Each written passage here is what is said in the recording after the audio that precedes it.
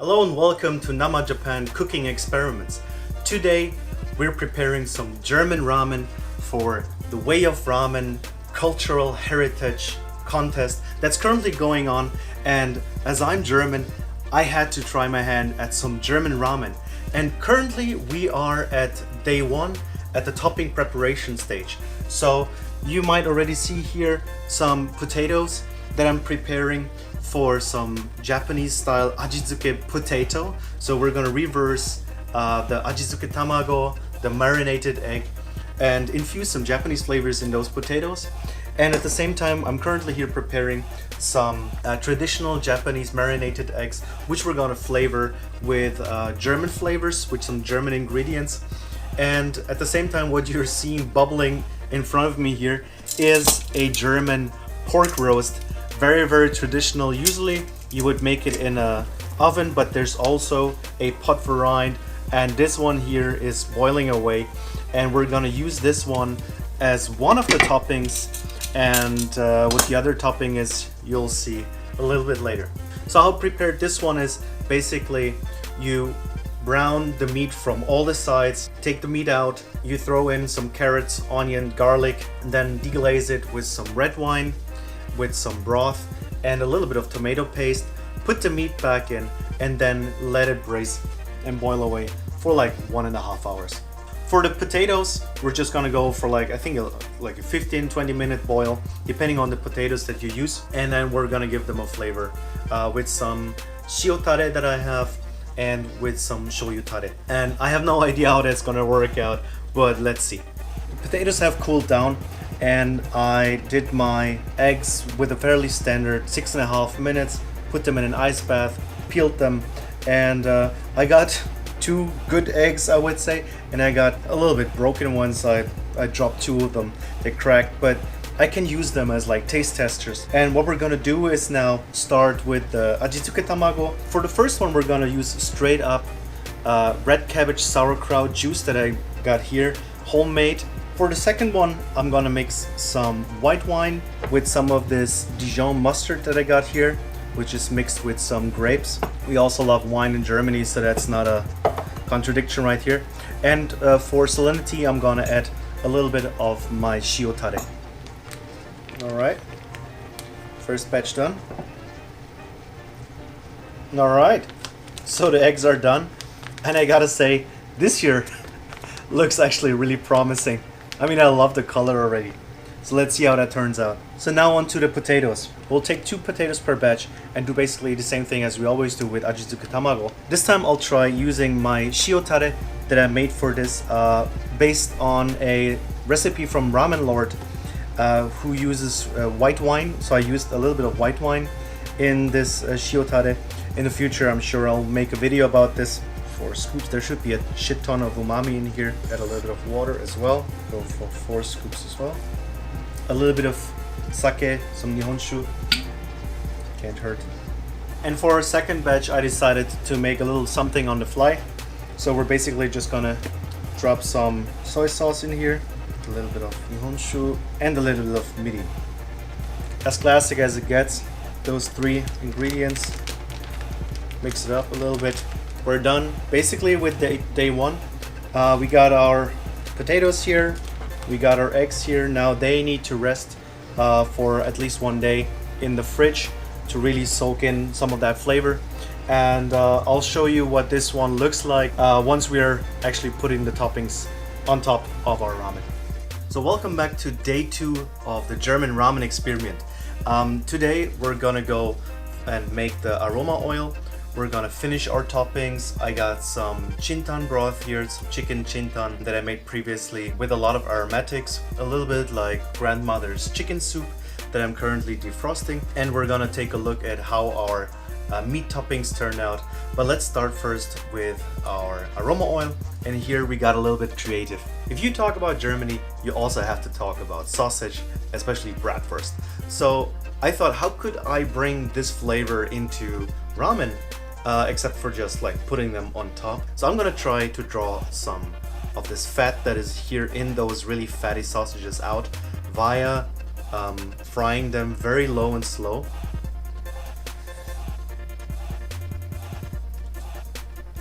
And in the meantime, we're gonna check how our toppings, actually our potatoes and our eggs turned out.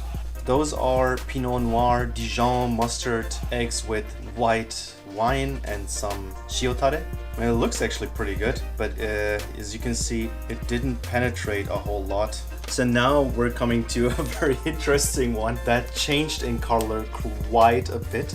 So remember, when we put this in, it was actually quite purple, and now it changed to completely blue.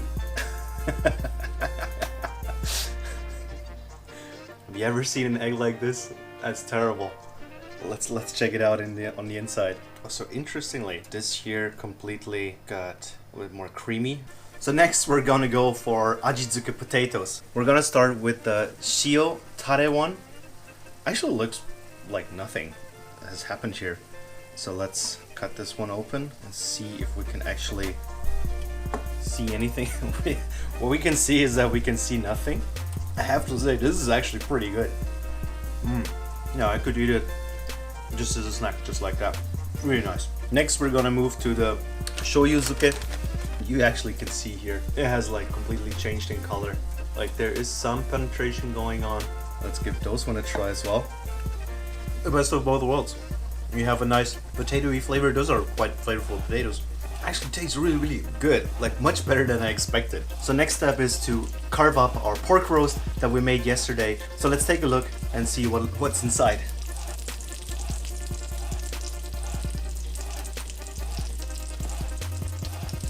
Yeah, honestly speaking, that looks great. That's a really nice pork roast. And as you might remember, I also put in some pork belly. Let's get a slice or two from those as well. Really nice. So we actually got quite a bit of fat out of these sausages, and I think if we wait much longer, they will turn black. And I think that's enough, and we can even use maybe a slice or two of these as a topping. And what you see here is pure bratwurst gold, so that should be enough for our bowl of German ramen. Alright, and now comes the fun part. So we're gonna pop in some quite thick noodles in the water for around 4 minutes. Let's go. Meanwhile, I heated up our bowl with some hot water, so we're gonna toss that out. So while this is happening over here, we're gonna start on the assembly of our ramen. I'm gonna start with 20 milliliters of oil. Yeah, I think that's basically whatever we had. Then we're gonna take 30 milliliters of my shiitake. And as we're now 20 seconds away from the noodles being done, we're gonna pop in around 250 milliliters of broth.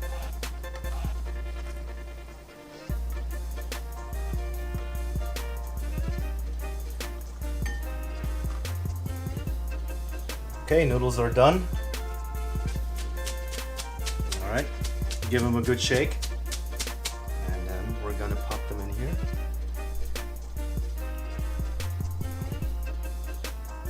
Mix it all a little bit up, and then try your best at some noodle folding. Good enough. And now we're gonna assemble our toppings as artistically as possible. I gave the meat another second or so in the grill, so we're gonna use our choice piece of sausage here. Then we're gonna go for slices like this, like so.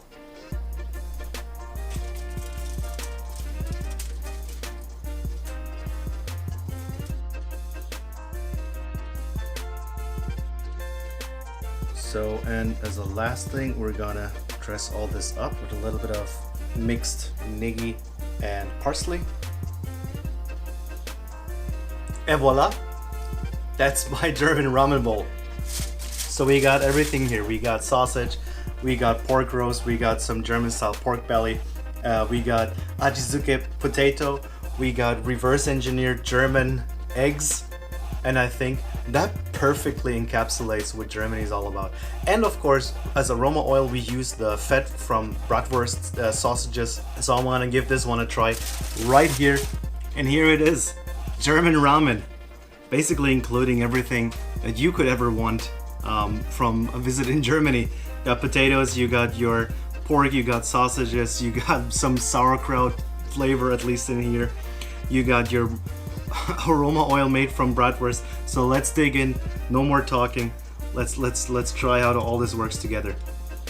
So I'm honestly really curious how the bratwurst oil is working in the broth. So let's get this one for a sip. Oh, really smooth. That's actually quite good. Oh yeah. This is better than it should be. All right, let's give the noodles a slurp. So I was going for quite thick noodles because I thought with the aroma oil from the bratwurst it would actually be super strong flavor-wise, but it's much smoother and more mellow than I thought. So actually the noodles, the thick noodles, were maybe not the best choice, but they'll work. Let's try to give the ajizuke potato with all this a try. I think this could actually be a thing. They soak up the flavor from the tare actually quite well. Let's try with the shoyu and the broth. Again, this is much better than it has any right to be. What the pork roast needs is definitely some salty sauce around it. Usually you would have some gravy from the pork roast, but here actually the ramen soup works greatly. It's just what it needs. Oh yeah, this is really good.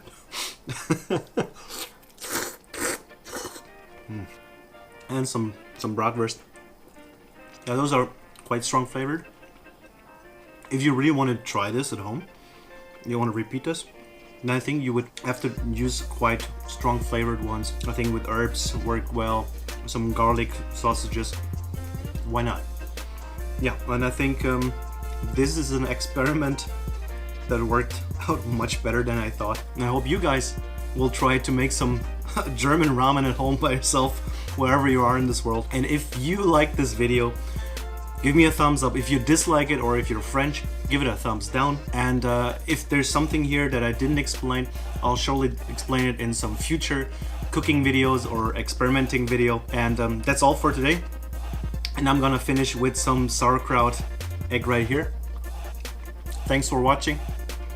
I'll see you in the next one.